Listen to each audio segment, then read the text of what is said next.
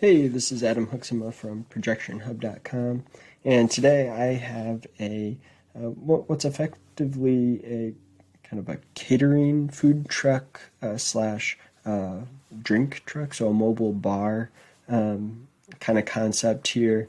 So this was a client that we helped develop a full set of projections, and they had sent over their kind of the projections that they had so far, and wanted some feedback on that, and then we ended up kind of helping them take what they had and build a full financial model. But what I wanted to do is just kind of walk you through the model that they had sent over, and just kind of give you some idea of like what I see when looking at a financial model, and ways to kind of use best practices, improve the model, and really just the thought process. So my hope is this can be useful for someone considering to start a food truck, or a mobile catering service or something like that. This model is very similar and would be helpful. So really what I want to do, on this first page here, this just gives you an idea of how the revenue model is structured. And I've changed all these prices, so these aren't really their real way that they're pricing, but the concept here is they're going to have this Airstream trailer, basically, that they're converting into a bar. And so, they had a fixed price just to be able to rent the bar. So, think about this as like an event or a wedding is probably their primary customer. And then, kind of add-on services, so, bartender service, and then kind of depends on what kind of product you want, and there's different add-ons. And then they, reimbursement for travel. So that was kind of the structure. I don't want to spend too much time on that, just to give you an idea of how this is structured, though. And then what they had here is year one projections through year 5. And at the top, what you'll see is that they have the number of bookings here. And so this is really what's driving their revenue. You can see their number of monthly bookings by month. And, if you look at year 2, you can kind of see that they've got some seasonality built in. And so, just kind of off the top of my head, this looks like maybe follows the wedding season. The middle of the year is probably busier. You're probably going to have more bookings for wedding events on the weekend. So, they're not, these projections seem pretty conservative. It seemed like they're saying one booking per weekend, essentially, during the busy season here. And year 3 and year 4 and year 5 just show slight increases each month, but still all follow that same increase and seasonality in the bookings. So that all makes sense, but we haven't seen anything about about expenses yet. If you look at how this was built, this was just a revenue projection, and which is kind of interesting. Not really this isn't a financial statement.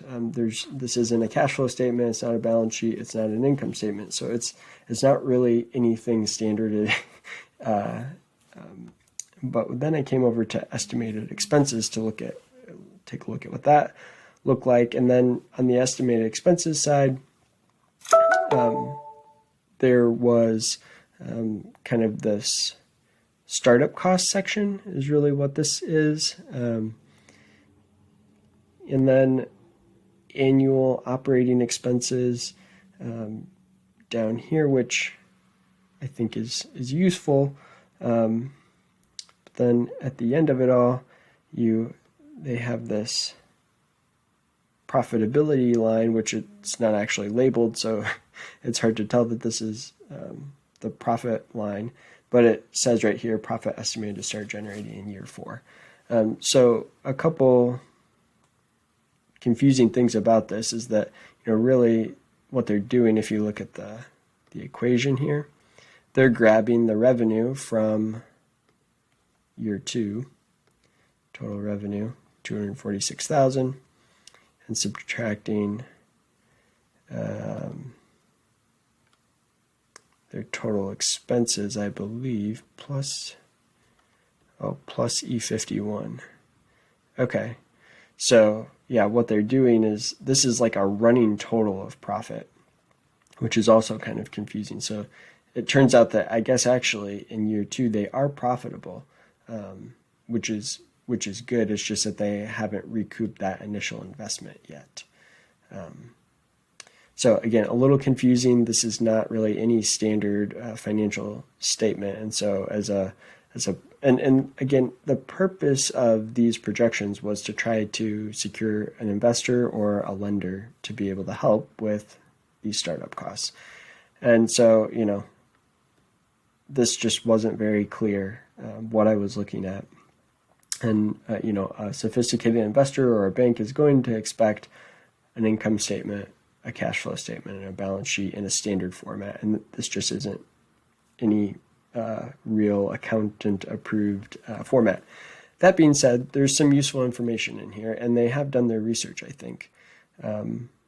These different annual expenses make some sense to me. One thing I would point out on the interest expense seemed a little strange.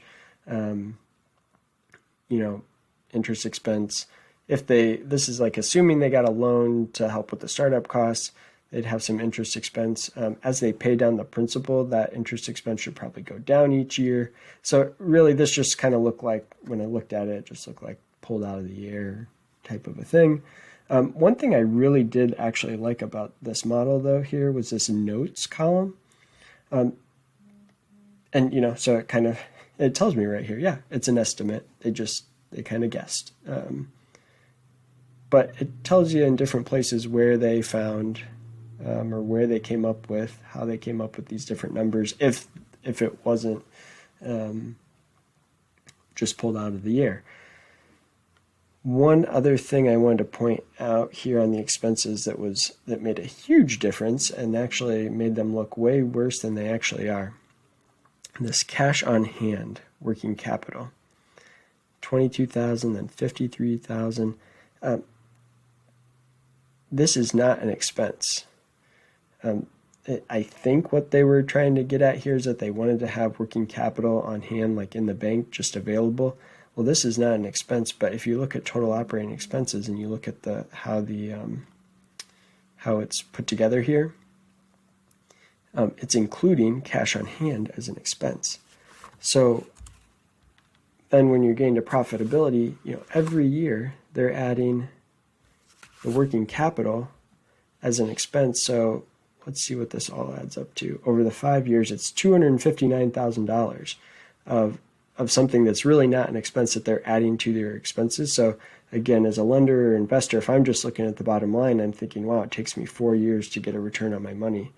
Actually, since these are not expenses, let's just say put these all to 0 because that's what they should be.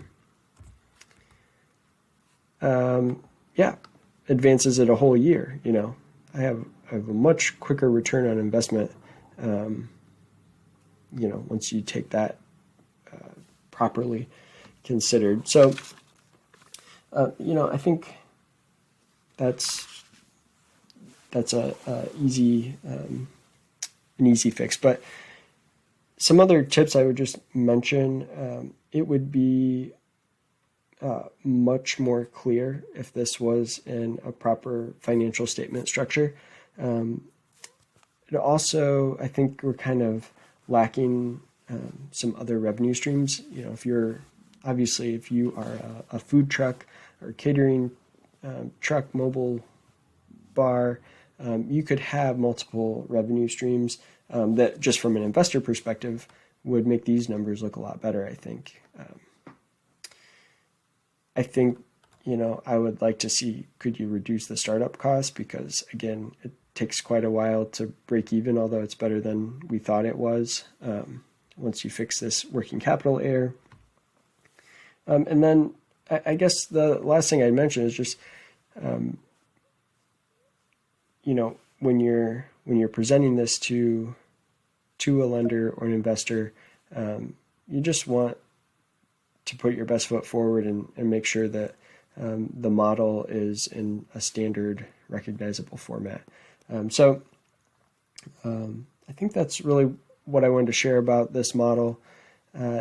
We do have a food truck financial projection model that we've built out that has all the standard financial statements, 5 years of projections, and some nice graphs and tables and charts that are going to make investors and lenders happy. It'll show them the ratios that they want to see and that sort of thing. So, that might be a useful thing for you if you're considering starting a food truck or mobile bar type of model. You can check that out in the link that I'm going to put here in the description of this video, and be able to check out that financial model, the template that we have. And again, if you have any questions, or if you have a financial model that you've already tried to put together and would just like some feedback, that's what we do. We'd love to be able to do that. Feel free to send it to us, support@projectionhub.com, and we will be happy to provide some feedback and help you out before potentially embarrassing yourself with a silly mistake in front of an investor or lender. So I think that's all I got for you today. Thank you.